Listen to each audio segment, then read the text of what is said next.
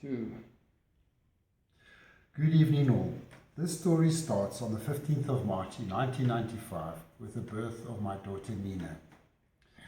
I remember quite vividly that night when the nurses wiped her down and gave her for me to hold. It was a moment that changed my life, and from that moment on I knew that there was nothing that I wouldn't do for my daughter and that I would obviously love her forever and forever.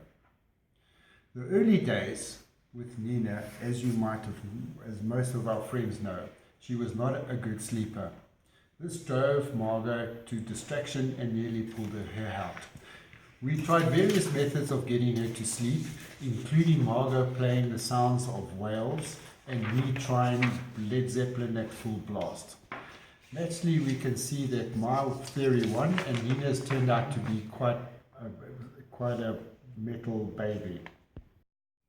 Nina and I have spent a lot of time on holiday. We've been to places all over the world.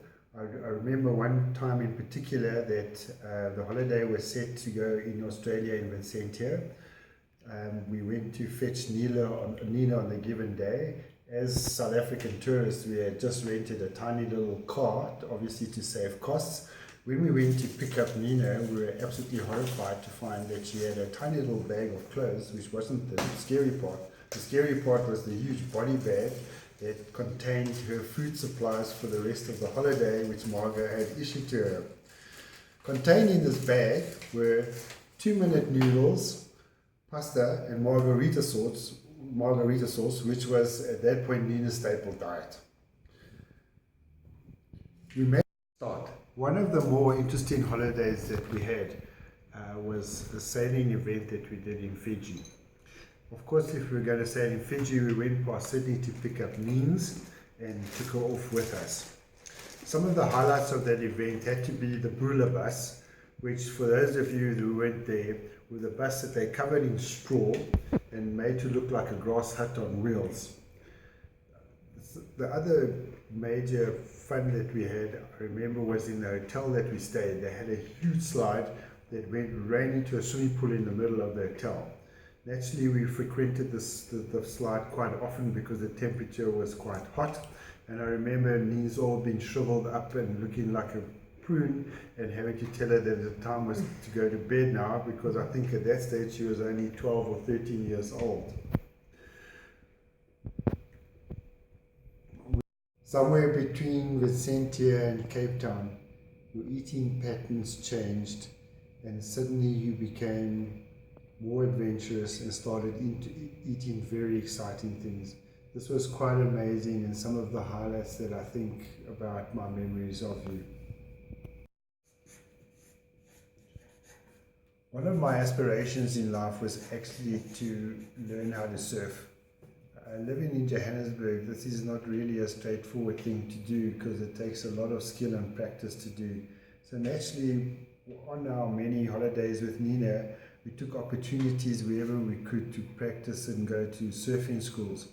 We actually have Nina recorded somewhere standing on the surfboard, and I can vouch for it. It was for at least 3 seconds. I think she still holds the record between the two of us because I don't think I managed to stay up that long. I believe there's a certain Peter who is of significance to my daughter Nina. I just have a couple of words that I would like to say to Peter.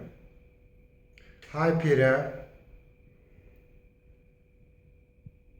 Okay. Nina, I don't know if you actually know, but your Granny Molly, my mother, was also a journalist, and at some point in her life she became involved in the local newspaper at the time when we were living in Lichtenburg. When things became a little bit political and heated up, she actually ended up resigning from her job because of her beliefs in journalism. I really think you have the same values and the same beliefs and will always stand up for what you think is correct. Your similarities to her continually astound me and remind me of my mother Molly. There is a special person that I need to thank at this point.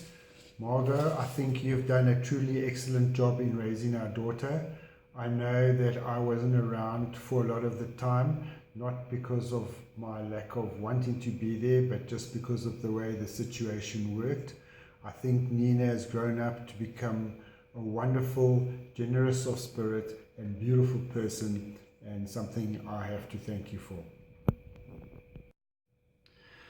In conclusion tonight, I would just like to warn the whole of Australia that there is a very, very fine journalist in the making by the name of Nina, who has morality and a sense of ethics, and I know that will give everything she's got to make the place a better world. So I'm just telling you guys, beware, Nina's going to be coming out there soon for you.